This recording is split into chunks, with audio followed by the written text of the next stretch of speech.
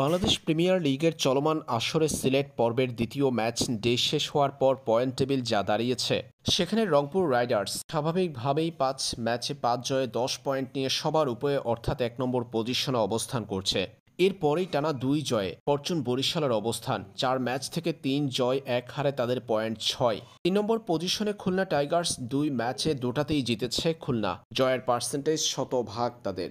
৪ নম্বর পজিশনে আছে Chittagong Kings, ২ match থেকে ১ জয়ে ২ পয়েন্ট তাদের। চলমান বাংলাদেশ প্রিমিয়ার লিগে লিগ পর্বের খেলা শেষ হওয়ার পর সুপার 4 হবে শীর্ষ ৪ দল নিয়ে, প্লে অফে উঠবে শীর্ষ ৪ দল। তাই পয়েন্ট টেবিলে শীর্ষ ৪-এর মধ্যে থাকায় গুরুত্বপূর্ণ দলগুলোর জন্য। ফরচুন বরিশাল আজ হারিয়েছে সিলেট স্ট্রাইকার্সকে। আজ সিলেট পর্বে দুটা ম্যাচই ছিল লো স্কোরিং। শুরুতে ঢাকাকে বিশাল ব্যবধানে হারিয়েছে রংপুর রাইডার্স, এরপর স্বাগতিক সিলেট স্ট্রাইকার্সকে হারিয়েছে তামিম ইকবালের ফরচুন বরিশাল। তাতেই বিপিএল এর পয়েন্ট টেবিলে বড় পরিবর্তন এসেছে।